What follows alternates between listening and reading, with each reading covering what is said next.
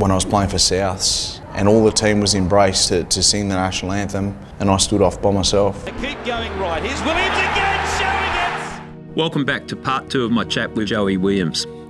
In part 1, we talked about Joey's rise to the top in 2 of the world's toughest sports. We talked about alcohol and drug addiction and also a suicide attempt. But that's just part of Joey's life journey. In part 2, we're going to talk about brain trauma, racism, lessons in life, and what Joey's doing to inspire others. Joey, welcome back.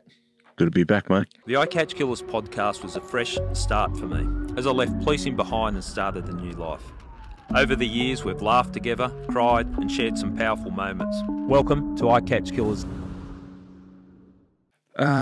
So much has happened in your life. So we're delving into so many things, and I'm trying to cover it chronologically, but it doesn't always come across that way. So I just want to wind it back a little bit because I wanted to have an in-depth conversation about your Indigenous culture and the impact it's had on you, but also racism that you've experienced. Because I think a lot of people think, oh well, yeah, we're not a racist country. I tend to disagree.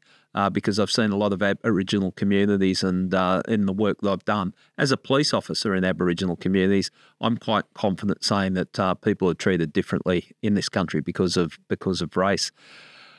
I was interested in reading your book, Fighting the Enemy Within, that when you grew up at school, you went to a school with a lot of Aboriginal kids and you didn't feel different. But when you went to another school, that's where you experienced racism. Do you want to talk us through that? It's probably the difference between the state system and the private system. Yeah. I was lucky with, we covered the stuff around footy and things like that, and I'm really, really grateful. The first ever contract I signed as a footy player, the first NRL scholarship I signed, was a deal to pay for my schooling, which meant that I was offered the best education, and because mum and dad knew that was a ticket, right? So I grew up in my primary schools were in state schools, and it was highly populated Aboriginal area, low socioeconomic area, things like that. And then going to the private school in town in high school, there was less than a handful of Aboriginal kids. Yeah. So, and I also understand that whilst in those systems, the other kids had only been in those systems too. So they've probably never had interactions with Aboriginal people ever. Yeah. So it's only on the footy field or something like that. And so it's also fair to say the judgment of difference is quite confronting for some people when they've never seen it and all they've heard about is the bad stuff on telly and don't go near those guys because they get around in gangs and all that sort of stuff. Yeah. So racism was there was some overt stuff, but then there was some just little nuanced stuff in behaviours and the way you looked at and treated and spoken about, things like that. So it's a challenge, and it's well documented now the impact of racism. Yeah. The impact of what racism has on the brain and bodily function, which is not spoken about enough. There was a book that I read around a stat, how overt racism to a person of colours, to their face, the overt stuff, has as much impact as far as stress and the cortisol release in the brain, stress on the brain, as a deliberate punch in the face. That's heavy. Now, as a former police officer, what do you do if somebody can hit someone in the face? There's laws and stuff around that now. Yet there is no laws around racism yet, but it's well documented how the impact of racism and stress on the body and the brain, the impact of that is as damaging as a punch in the face. If you enjoy this video, make sure you give it a like and subscribe to True Crime Australia. If you haven't already, click the bell icon to stay updated on all our latest content. Sometimes it's a subtle racism too that just creeps in, and There was a parliamentary inquiry about Barraville, and there was a white fella that was giving evidence at the parliamentary inquiry, and he explained it this way to the parliamentary committee, that if I go into a store and buy something, if I'm handing the money over, they take it from my hand. As an experiment, a black fella said, just watch how I'm treated, watch how you're treated. Went in, and it was just money on the counter. Didn't want to touch the black person's hand. And he said, that's subtle, but people... I've done that multiple times Yeah. as a test as well. Yeah. And then when they put the money down, for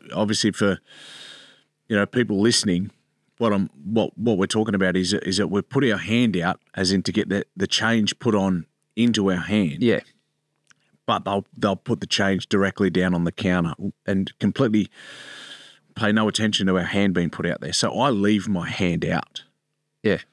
If I'm good enough to put my money in your hand, then I'm also good enough for you to put my money back in my hand.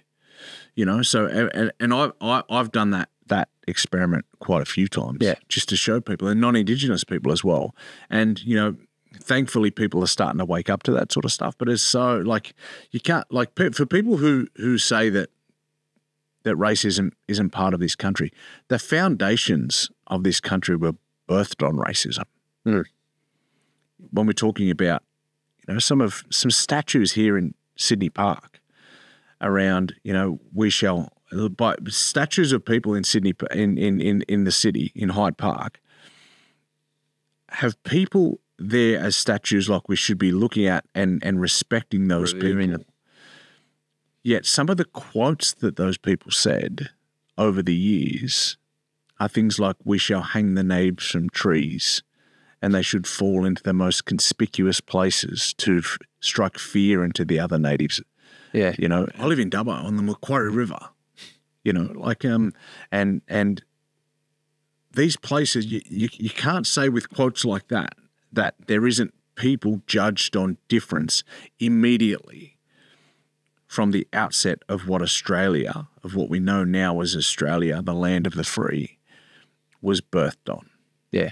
And how racism works.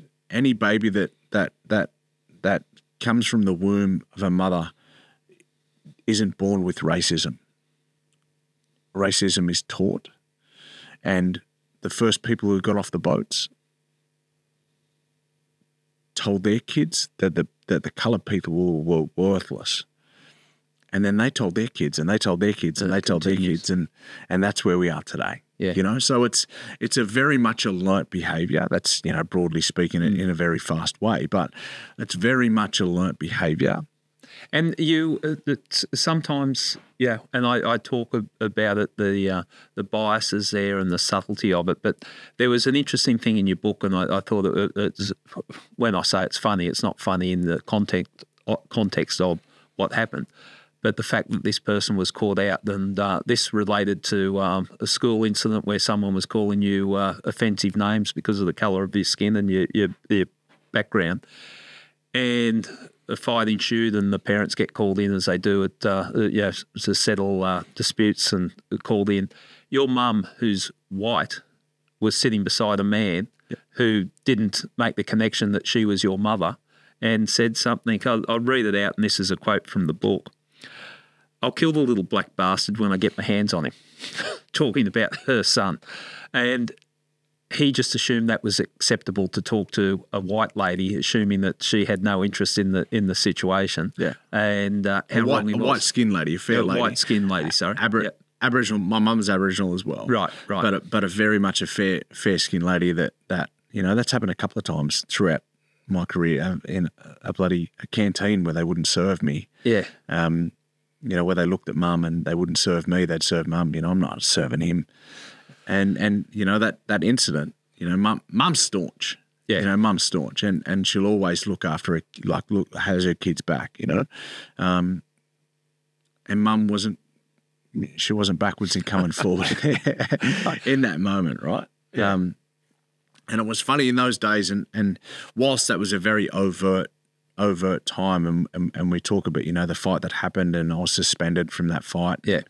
Whilst there was racism and things like that, you you're not allowed to punch people and things. So I get it. I went home that day, and this is one of the very first times that I learned, my eyes were opened about racism, or how to address, how to deal with racism. And I went home to my dad. My dad's a staunch dude. Yeah. And I went home to Dad, and he said, what happened? Knowing full well what already happened. And I said, I got suspended. And he said, okay, what happened? I said, I had a fight. He goes, all right. Well, first things first, how'd you go? So it went all right. And then he said, why did you have a fight? I said, a bloke called me a black cunt. He goes, okay. He goes, I want to ask you a question. He said, what colour are you? And that stopped me in my tracks, because I thought my dad had my back, right? He said, but what colour are you? I said, I'm black. And he said, that's right. Don't ever get upset for somebody calling you what you are. Be upset that he called you the other thing, but walk tall in who you are. And he said some really important things to me in that moment. He said, you'll never, ever, ever beat racism with your fist. You will only beat racism with intelligence and the truth.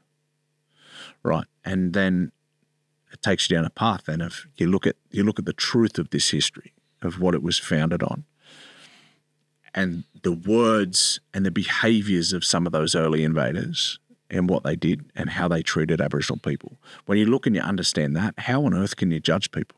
Yeah. Right. And again, I understand everybody is a reflection of things that they've learnt and experienced in their life. So people who are racist today still have those ingrained beliefs of white superiority, because they were told that the coloured people were less than them. But in that moment with Dad, it forced me to reflect on, I can't beat people with violence or swinging my fist. I've got to be smarter than the next person.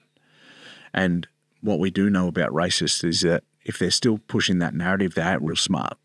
Yeah. Right, because it's well documented now about the treatment of the first people of this country. Yeah. And it was horrific, and still is horrific with some of the treatment today. So first things first is that racist people aren't real smart. Yeah. So I learned how to beat racism with my intelligence from that day, rather than, and everything inside me still reacts that way, like I want to swing from the hills. Yeah. Because that is a genetic and a predisposition factor around what that is. And we know that that these types of when you understand about epigenetics and the impact of that and what it has on our reactions around our fight and flight around racism. So I know now, whilst everything inside my head tells me to start swinging, I know I can't do that, because who's going to get in trouble? Yeah. The coloured man who's violent. It's the narrative that's been pushed. Yeah, time and time again, unfortunately. With your issues that you're dealing with, your mental health, you were diagnosed with bipolar. Did that help when you understood what was going on? Was that... It made sense. Yeah.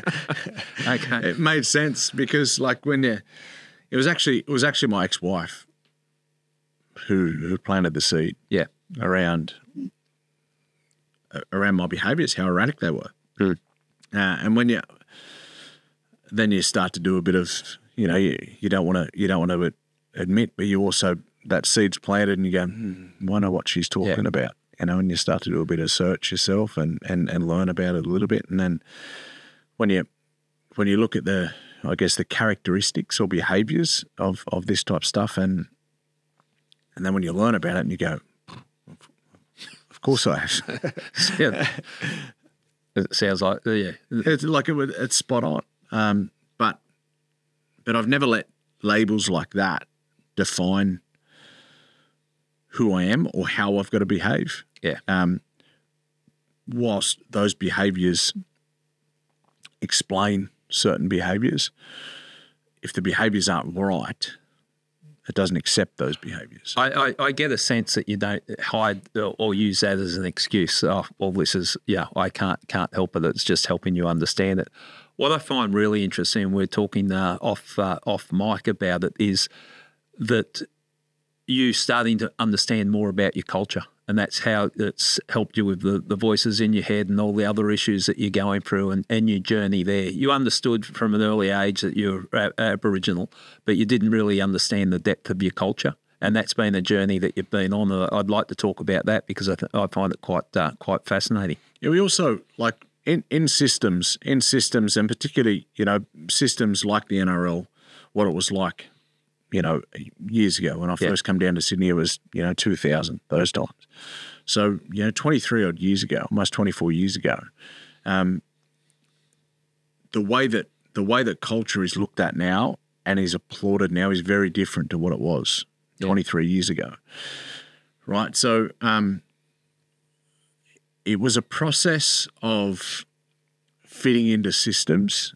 And when you've got to fit into something that you're not, there's an element of authenticity there. And the biggest challenge with those systems for a long time was the lack of authenticity, because you have to be something that you're probably not who you are authentically within yourself. Yep.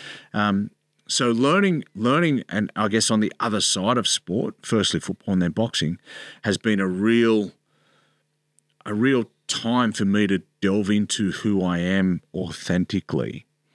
And when you start to sit with that and the comfort of that and understand that you don't have to be anything else other than who you really are, that brings a real sense of safety. And when you understand culture and I've been to hundreds of communities around the country with the work that I do with the Enemy Within, and hundreds of communities around the country, and them old people just sit with the most softness and empathy in the way that they teach. And it's just it's a real beauty of understanding the stories of communities, right? And what I mean by the stories is that across our country, we've had stories of creation that have been there since time began. And how the birds got their colours and how the trees become the way that they are, and how certain birds whistle, and how the kangaroo got its tail, and we look at these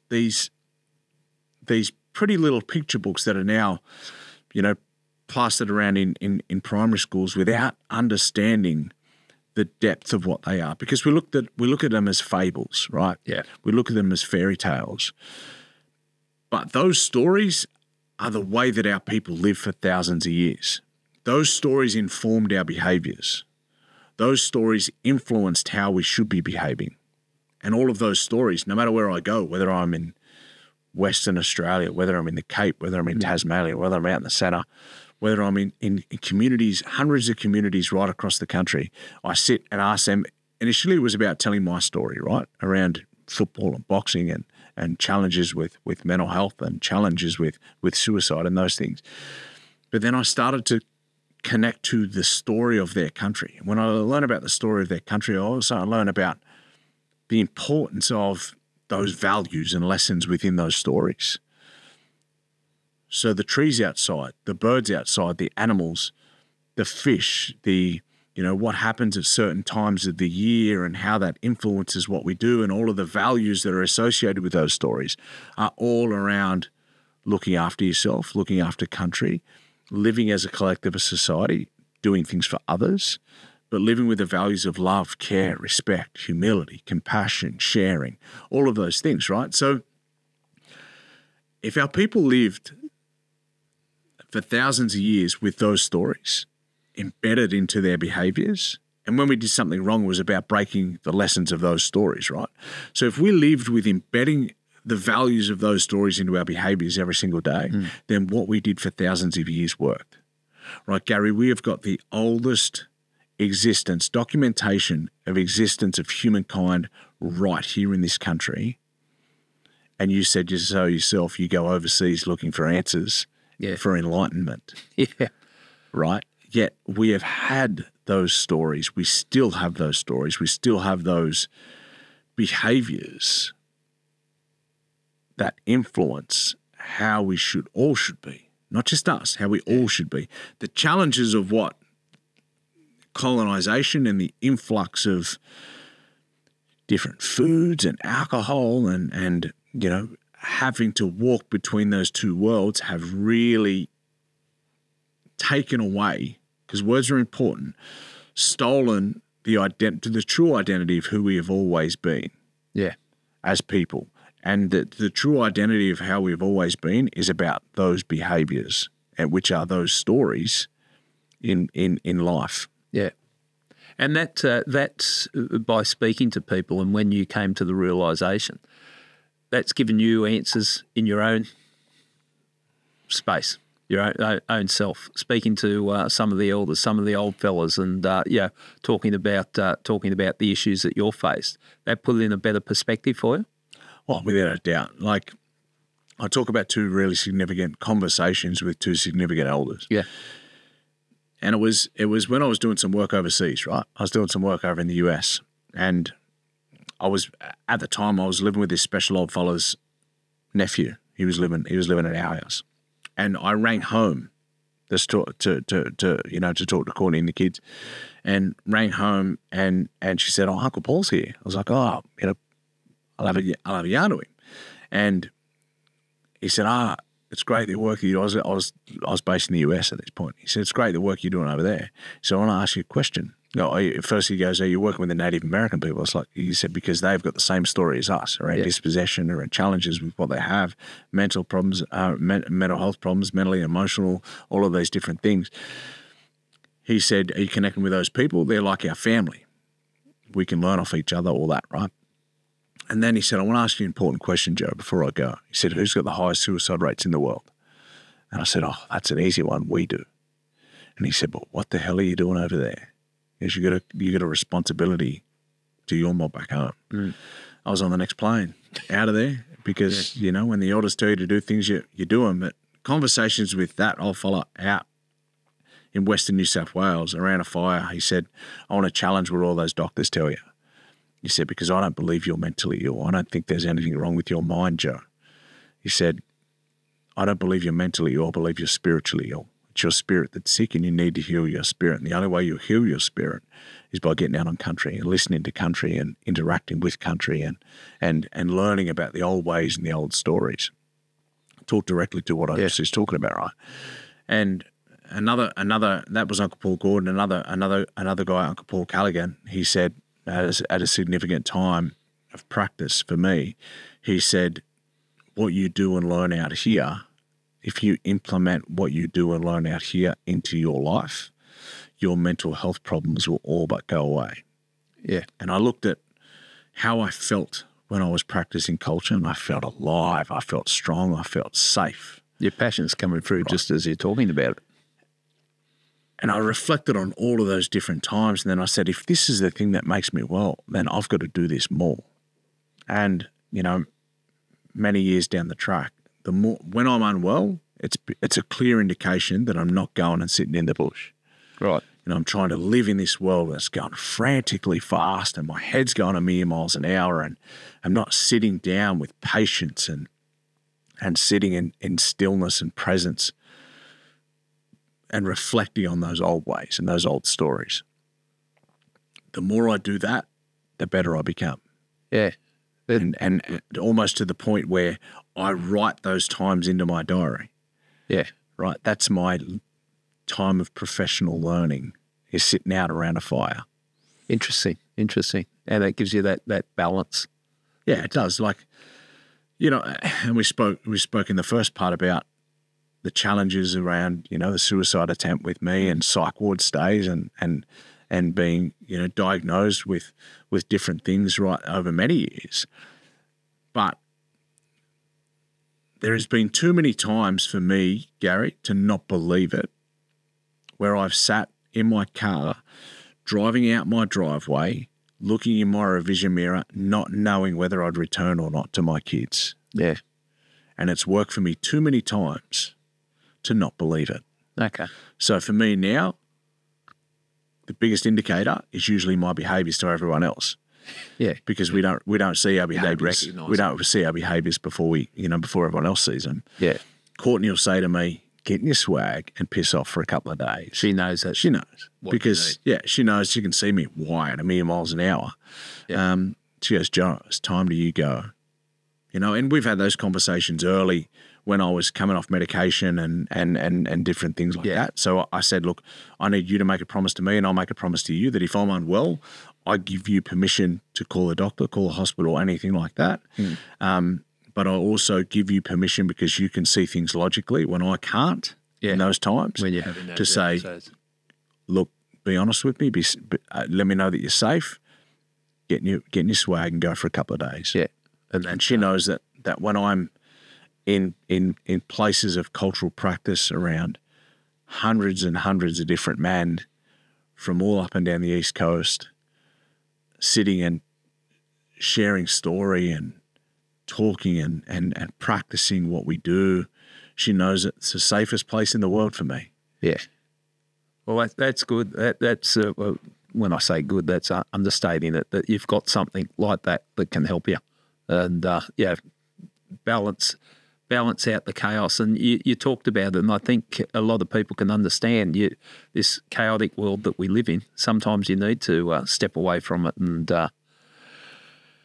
bring in some of the old values, just seeing the stillness. It's values, isn't it? Yeah. Like it's whatever brings about those values, whatever behaviour it is, I think we need to connect to that more. Yeah, because look at us before we started. A friend of ours come in and we're trying to download something on the phone. And everyone's getting frustrated. Like, take the phone away and there's no frustration. Simple things like that. You've made some powerful statements for your people, and one of which was on an Australian Day award. So, do you want to talk us through that? I think it was down in Wagga that you got an award for the local Australian of the Year. What year was that in? 2016? I think it was. Yeah. Okay. I won the Wagga Citizen of the Year, Australia Citizen of the Year. I just want to read out something from your book because it might show why you were conflicted winning that award, and given what we're talking about, spoken about here. This is a quote from your book. While 26 January is for many Australians a day to celebrate living in a free country filled with prosperity and opportunity, for Aboriginal and Torres Strait Island people, this day marks the beginning of the invasion of our country by Europeans. That's your thoughts, and then you win the Australian Day Award. You must have been conflicted. Yeah, it was, because it was an award. It was firstly a nomination for me about the work that I do all year round. Yeah. And if it was the July 10th person of the year, like Citizen of the Year, it's a different story. I want to win this. It's a different story. But you look at it and it's awarded on that day, and it actually, the fact that it was actually awarded, announced and presented on the night before is the reason I went. Yeah. Okay. And it was like there was, I think the newspaper headlines or, thereabouts of, how I was conflicted to go. Yeah. Firstly, just as a finalist, I respect the award. I respect what it is. I respect, as far as I respect the people who were nominated. So you're nominated at that point. You didn't know whether you were going to win. No, I didn't know I'd won. It was going to be on the day before the. It was on the 25th. It was on the 25th, announced on the 25th, and we went to the ceremony, and it's funny. I had a t-shirt. It was an Aboriginal t-shirt with a child on it with a quote, I think, from Archie Roach. And then I put ochre. I had the sleeves cut off, and I put ochre all over my hand, all over my arms, and then I wore a suit coat. So it's like, in case I don't win, no one will know. And then I had a little container with ochre, and earlier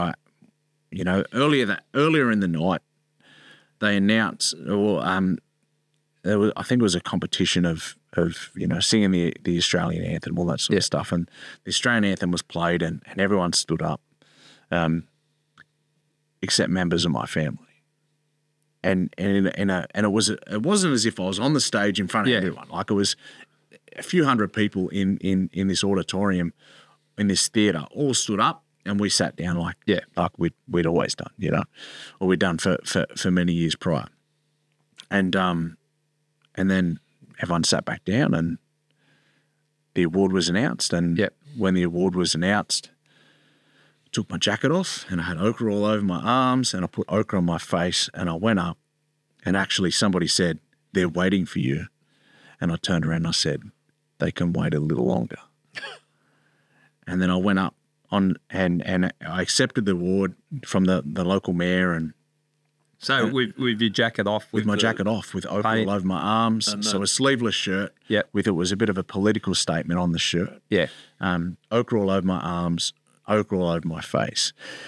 And I actually said a quote in that, and I don't recall much more of what's, things stick out at you, but in my speech, in my acceptance speech, I said something around how that I believe that Wagga was a progressive town, but also how in 1788, I don't believe Europeans were sent out here to conquer, rape and kill our people. I believe they were sent out here to learn from us. Yeah. It's just taken us a couple of 100 years to find out that story. Right. And then there were tears. I spoke in language, and I thanked the old people. I thanked everyone who got me to this point, all of that, right? Because the work was about suicide and acknowledging the challenges that people were going through. I went and sat down in my seat, standing ovation. Everyone, there was tears in the crowd. All it would have been a really it was a really powerful moment. Yeah. And then everyone was stoked about that. Go home, all that sort of stuff. And they said, look, your first obligations is tomorrow with Australia Day. You have to go down to the local, I'll say it to you, the local Wagga River, but to the locals, it's the Wagga Beach, voted one of the top 20 beaches in Australia. What they said that your first, I guess, role as the citizen, you got to go to the Wagga Beach for the Australia Day citizenship ceremony. And I said, look, with respect, I'm going to Sydney for Yarbin, the big celebration here at Vic Park. I said, I won't be here. There's something I do every year, something I do with family, something I do with our mob. With respect, I won't be there. They said, that's fine, Joe. That's all good. I get down to Sydney and, no one's none the wiser because no one saw me not stand up. Yeah. Get a phone call. Hey, Joe, just want to have a talk to you about last night. Yeah, sweet, no worries. By the local press. Congratulations, fantastic for all the work that you've done. We've also received a phone call that said that you didn't stand up for the national anthem. And I was lucky I've had a little bit of media experience and training, over the years. So trying to bait out words and comments from you. And I said, well, yeah, that's right. And it's something I haven't done for a number of years since I learnt about the origins of that song. And obviously it's a really tough time for our community. And I'm down in Sydney spending it with my family and our mob. And so the next day in the paper, it wasn't, like it had the, that I'd won and all that sort of stuff. But the day after, the local, one of the local councillors had come out and was hammering me and said that I should give back the award and I'm disrespectful and all of this sort of stuff. And it really blew up. That was back in 2016, talking about, you're not standing up for the anthem. And how's your resilience with that after what you've been through and all that type of, because you get put in a position like that and you can feel the pressure. The racial hate, let's say the racial hate and vitriol I copped in 2016 for that was absolutely disgusting. But something that we've always known was there, but now it was just overt and people were having the confidence to write it, whether it was from their page or not. And there were people that were hurling abuse at me then that I'm now really close with. Okay, so there's been some progress. There has, because I just say, go and learn the history of your song. Yeah, that you're all up in arms about. It's a 5-verse song written about England. Go and learn the song. Yeah, and talking about what that is, and the time of when it was introduced was, you know, in my lifetime we're still saying God Save the Queen, and it's not a song that's reflective of the broader Australian population. Well, there you go. You're still taking your father's advice of not fighting racism with the fists, with words. Well, that's everything. Yeah. That's everything that they wanted Yeah. to do, you know. And people that have had interactions with me and watched it unfold have said, Joe, you just held so much class in that point. Yeah. Like when people were saying that, you know, your kids are going to end up drunks and they're going to be dropouts and they'll Really end up in baiting jail. you. Anyway, like just trying to get me with that rot. And it was a really important point that I said to myself. I said, because people say, how does that affect you, Joe? And I actually said to all of my family, I said, don't get on the comment section and please just don't reply to anyone. Yeah. You're gonna see it. There's going to be so much crap there. You're going to see it. Just don't reply to anyone because it's just a really vicious cycle of hate. And I said to myself in that moment, it can't impact me if I don't read it. Yeah. Right. And, you know, that's taken some lessons. Taken some lessons over the years, but it can't impact me if I don't read it. And there was some horrible stuff there. Yeah. Some really horrible stuff there. And it's actually a funny story. One of my closest friends now, I'll call her H, and H and I are really, really close now. And over the years of going back and forth at each other, she's then started to come around. And there's people that you know, like, you know, you pick your fights. Yeah. You know, there's people that you know will listen to you and then read what you send them, and then there's people that won't. Yeah, right? There's some people who aren't worth fighting. It's funny, years and years later, her and I, after back and forth like a tennis match, she was really into me, and I was just coming back with grace and class and educating her about facts, and again, the same stuff that Dad spoke about. Years later, she comes to my house, and I said, "I come around to meet Mum and Dad," all that sort of stuff, and Mum and Dad were there, and, you know, Courtney and my kids were there and having a conversation, and Dad goes, "What's your name?" And she said her name, and she goes, "You were that one that was fighting with Joe online, weren't you?" And she nearly sunk in the chair, you know, and Dad said, "It's all right," you know, just laughing about it. Yeah. And you know, we can have those conversations now because some people will take it on board and listen and learn the facts, and some people won't. And those people are the people that will learn are those people who are trying to break cycles within different settings that they're involved in. That is stuff that we learn. Yeah. You can't blame people for stuff that they learn, but you can blame people if they don't want to then listen and learn. Yeah. How, if I can ask, how did you feel about the referendum result? You personally, the yes and no vote. For me personally, and I think Osher Ginsberg said it brilliantly on Q&A a couple of weeks ago. Osher said, "I don't care if you voted yes or no." He said, "But if you aren't worried about the way that the Australian public was manipulated by false information, then we need to be." And like, I had conversations with people that said, you know, and I was in the yes camp. Yep. Because you have a look at what it was. It was about to advise government on issues that impact us. Now, one of the biggest issues that are impacting us are things like child removal, deaths in custody, suicide rates, right? Stuff that I'm directly involved with trauma and, you know, the suicide prevention, stuff like that. Report after report, recommendation after recommendation has all been ignored, and there is more money now in mental health than there ever has been. There's more education and awareness in mental health than there ever has been, yet the rates are increasing. More people are dying, more people are getting locked up, more people are getting removed, all of that sort of stuff. So what we're doing isn't working, right? So why I voted yes is because of that factor. Is that so we can get somebody in there to start advising on the things that we need to be doing. Making a difference. Making a difference, because it's our mob that are dying. Yeah. Right? And it's our mob that are being locked up.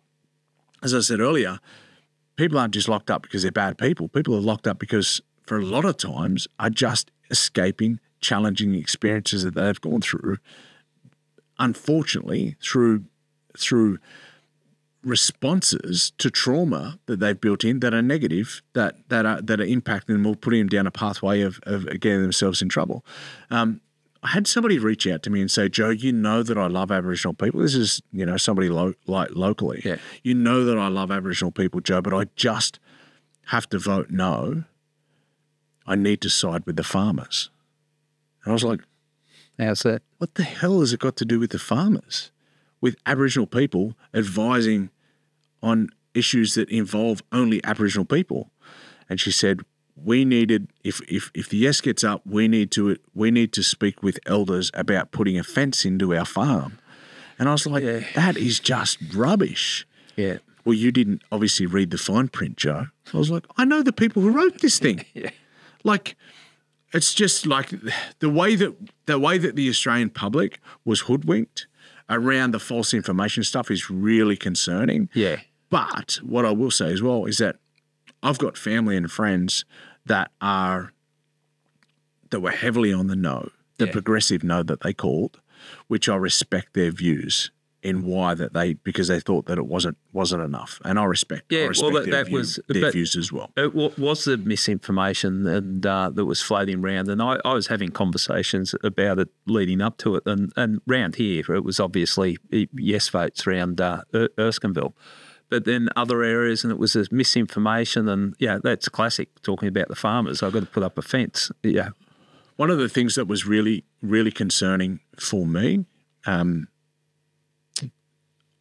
working in schools with kids every day. Mm.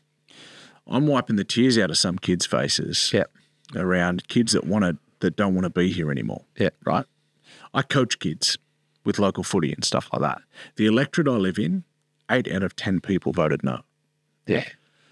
Right. And I'm not against those individual people, but I'm against what is the work that I do in educating about staying alive, in educating about sport. The kids that I work with and teach every day, it's the parents of those kids that voted no. And predominantly those non-Indigenous people. And let's look at it like the data now shows that that a lot of the predominantly Indigenous communities voted yes. Like the data shows that now. It's a real challenge. So I was walking around the first day after it was handed down, and if 8 out, when I looked at the data when I showed it for my electorate, and I'm looking around going, 8 out of 10 of these people are voting against self-determination for our mob, who are dying younger than ever, dying more often than ever, being locked up more than ever, and all from a place of trauma directly as an impact of what happened 250 years ago. Yeah. And the lines of that's been going down, I want to change that because I don't like a country that we live in when people are living in a life where they're choosing not to be here anymore. They feel that not being here is better than being here. Yeah. Like that's the reality of what it is, right? With male, is it between 15 and 35, the highest in the rate of suicide in our Indigenous young men? It's something's got to. When you look at that of what that is, Gary, it's literally a question of, and I can speak to this because I'd been at that point. Yep. Is people are entertaining the thought in their mind that it is better off them not being here than actually being here. Yes. Now that's not something wrong with the person. That's something wrong with the system or the life that we're living. Yeah. The country that we're living in. If it's easier for me, if it's less painful for me to not be here than to be here, then we're going to have a look at what's here. That's the issue. Yeah. With what's happening in our communities. Well, it's important work that you're doing and getting out into the communities and doing things. You're also researching and involved, and it's another deeply personal thing. And this is why you got so many layers to your story. But brain trauma from the concussions and that type of brain injury. You've played in what could be argued the two toughest sports in the world that are renowned for the type of concussions we're talking about. What's your thoughts on that, and how has it impacted on you? Yeah. The beautiful thing with the brain is that if you give it time, it will heal. Yeah. Like any muscle, right? You go out and tear your hammy, you can't go and run on it the next day. It needs to have rest. It needs to have exercise to be able to strengthen it. So putting it really easy like that, the brain's the same. Yeah. Is that when we exercise the brain, when we rest the brain, and I obviously went in rugby league, and I wasn't a very big guy playing rugby league, but then I went in boxing where you get punched in the head every day. And talking to a friend that we spoke with earlier, who said that as a former boxer, like the damage is done in the sparring as well. You know, when you're probably sitting there a little bit too long, when you got heavier gloves and a headgear on. Yeah. So the great thing about the brain and neuroplasticity and how the brain begins to rewire itself if you give it time. My brain is starting to recover. And my memory is starting to regenerate because of the work that I do with it. And that's you're training your brain. Well, you have to, right? Is that we putting it really easy? Is that we as adults now, we live a life that's so autonomous. Like we wake up in the morning, we walk to the bathroom, we go and have a shower, we brush our teeth. We have breakfast, then we brush our teeth, then we go to put our clothes on, then we go to work. It's really autonomous. Yeah. We do that without really thinking about it, right? Because it's easy. Yet you have a look at a baby, and a baby when it learns to walk, it doesn't bounce out of the womb and learn to walk. Developmentally, it has to gain the strength, and it has to, right. It has to gain that strength within the muscles, and the skeletal system has to work at the right ways. And its brain is constantly evolving and constantly growing and rewiring with what it is. If we give our brain, the problem we're having with the autonomous life that we live is that we're not actually challenging our brain a great deal because of what we do.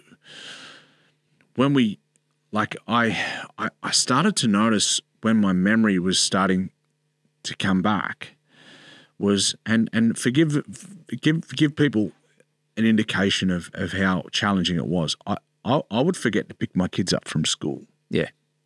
Right. I remember when it was the toughest that ever was, I was in Wagga. I dropped Courtney off to work, and then I pulled over to the side of the road because I could not, in the town I grew up in, it was like I'd never been there before. I was lost, and I could not find my way home. Yeah. In the town that I grew up in. I could not find my way home because I'd taken a different turn for a different route to get home. And your brain, you just can't, you just couldn't process it. I didn't know where I was. I didn't know what I was doing, and it just frightened the absolute life out of me. And another time, I was working at a school, and there was a local charity event, and I remember this time because school finishes at 3:15, right? So at 3 o'clock, the local press rang me and said, we're going to have a press conference down at your gym. Yep. Okay, sweet, no worries. I'll meet you there at 3:30. I'll go home, get my gear, and I'll go down the gym, meet you at 3:30. Okay, the bell rings at 3:15. I'll go home, and then by the time I got home, 15 minutes prior, I had that phone call. By the time I got home, I said to myself, I've got nothing on at the gym until 6 o'clock tonight. Yeah. Right? So I sat down and had a sleep because I was exhausted from the day. I sat and had a sleep, and then I woke up with about 25 missed calls on my phone, and people were saying, "Joe, where are you?" And I rang the back, and they said, "Joe, we were waiting down there for half an hour. Where are you?" I said, "What do you mean? Where am I? I'm at home. I had nothing at the gym till 6 o'clock." They're like, "We spoke to you, and we told you we've got a press conference." I was like, "When?" Like that short-term memory stuff was just. It was getting really challenging. So, when I stopped boxing, it was probably a good time to stop boxing. Yeah. But I went to uni in 2019, and I noticed it there as well because they were like, go home and read this. It was one of those, week-long intensive sort of week at uni, right? Yeah. When you're doing things external to being on the campus full time. So I'd go home and they'd say, go and read this page to that page and come back and we'll talk about it tomorrow. I'd come back the next day and had no idea what we're doing. That's so frightening. Right, no idea what we're talking about. And then a few weeks later, I'd start getting these memories just coming back at me. And I was like, oh, what's that? Like, am I like, is that deja vu or am I, what is that? But what it actually was the process of neuroplasticity, my brain starting to rewire itself because I hadn't read since I was at school. Yeah. Right? Constantly reading. I'd have no idea of what I was reading and wouldn't remember it, but I knew that it was doing the work on my brain. So for a long time, and I read a lot more now, but for a long time I was just reading books. I have no idea what I was reading because I'd lose it, but I knew that it was doing the work on my brain and rewiring those new neural pathways to rebuild my memory. And you're feeling those, obviously, improvement. You're adjunct professor at university. You're putting your head into a lot of challenging things and keeping your mind active. If I put it in simplistic terms and the way that you describe it and my understanding of it, it's like if you don't use a muscle, it'll wither away. And this is you're using the brain. If you use the analogy of tearing your hamstring, and you've got to get it better, and you get it better, and then it gets stronger, and you start to use it. That's how you're looking at what you're doing with your brain. Without a doubt, it's exactly what it is. Right? Is that if you go and do 100 arm curls a day, your biceps are going to get stronger. You know, if you go and I spoke about it at the start, if you start to do things that aren't part of your autonomous way of life, so making yourself sit down and read, doing brain challenging games like Sudoku and memory and those sort of things, you're actually training your brain in a different way that it's autonomously used to. Yeah. Right. So it is like brain training. I think we all went through it. If you didn't have something to keep your mind active with the COVID lockdowns and all that, you just became a dull human being. It's you weren't challenging your mind. That type of thing. So it makes a lot of sense. But do you think we've now that we've talked about things that we're starting to understand racism, understanding it, still haven't got it right. The concussion injuries that we see in football and boxing, obviously two of the obvious sports. Do you think we're making improvements? Improvements, but I think we've got a hell of a long way to go. Yeah, because then you look at boxing, right? And you know boxing, you're a fan of boxing. If I get stopped in a fight, I get a 4 to 6 week stand down. Yeah. If I have a concussion in footy, I think it's a 10-day stand down period. Yeah. You know, so the reason why, and I've done a lot of, I guess, conversations with people in the know of this sort of stuff, and the reason why people are having a lot of concussions in a year is because they're rushing back too fast. And like I've had quite a few concussions, and you're not right. Like it's your head is hurting. It's the pressure of performance and the pressure of being paid between $500,000 and $1 million a year. Yeah. So there's sponsors, there's people that demand you're out there when you're the highest paid player in the team. But the pressure of that to be out there, right, is got to be a challenge. And as an athlete, you want to be out there. Yeah. Like you don't shirk away from your job. You don't shirk away from what you want to do. So you want to be out there. And the challenge I see that we're having, and it's getting better, without a doubt, but the challenge I see that we're having, and I'm not an expert by any means, but the challenge I see that we're having is that we're not resting our brain long enough. Yeah. After the initial concussion. Yeah. Like it's like I said, you tear your hammy, you can't run on it the next day. Yeah. You know, you've got to give it significant time to rest and recover, and that's the same with the brain. Yeah. But because we can't see it, you can hide the brain injury. You can hide that I'm feeling nauseous, I'm concussed. I'm a speaker, right? And you wouldn't have picked up even throughout this chat that we're having now. Yeah. But there has been multiple times throughout this chat where I'll hit a blockage in my brain and I can't get the word out. Yep. And I can't continue on with that conversation. But because I am a speaker, because I've got quite an extensive vocabulary, I can pull a different word that means the exact same thing that I'm trying to say. That's just that where that blockage is, and I can roll on relatively easy. But in my head, I'm sitting here going, it's not like it, it's like the ticking time bomb that feels like it's lasting forever. That awkward silence. Yeah. But because I just seamlessly go through it, I'm really lucky at that point. Well, you say you're lucky. I think you've been through a lot in life, in a relatively short life, and what you've achieved. And I always say I've lived enough for 3 people. I could break this up. I could break this podcast up into. We'll just bring in another personality. This might be your bipolar disorder. We'll bring in this personality. You're doing some good things. Are you enjoying life at the moment? Mate, I'm loving it. I'm loving it. Like we get dragged on a path, right? Is it forever? I thought my life was going to be about football. Yep. And then I got dragged off that path, and I thought it was going to be about boxing. Yeah. And I thought that I was going to the bright lights of Vegas and everything that brings with boxing. And then I got dragged off that path to the most significant day of my life, which was my suicide attempt. And I can't even say that I wish that didn't happen, because it's brought me to it. I don't want to go through the pain. I don't want other people to go through the pain. Let's be perfect about that point. But I had to go through what I went through to get to where I am now. Yeah. Right. And without that, I wouldn't have done the learning. And the most significant learning I've done, whilst I've been in the trauma space for a number of years, and I've learned about the brain. I've learned about how it impacts behaviours. I know how from the conscious to the subconscious behaviours. I know about all that sort of stuff.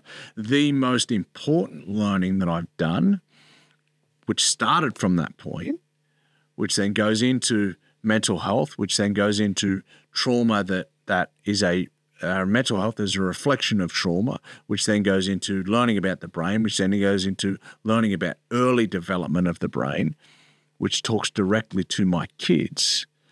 The relationship that I've built with my kids over the last few years, because of my work, which was the flow-on effect because of those challenging times, is the most rewarding thing I've ever done. Give away all the sport, give away all the travel, the interactions, everything that I've ever done. The most important things that I've ever done is the relationships that I've built with my kids and rebuilt with my kids because of family breakdowns and all that sort of stuff, is the most important work that I can ever do, to the point where now I'm starting to be spoken about, talked to, having conversations in the child rearing spaces and parenting spaces. And mate, you can laugh at that for the bloke who was a dad, 18, 19 years ago. Yeah, never did they think you'd be giving advice. I was horrible as a dad in the early days because I didn't know how to be one.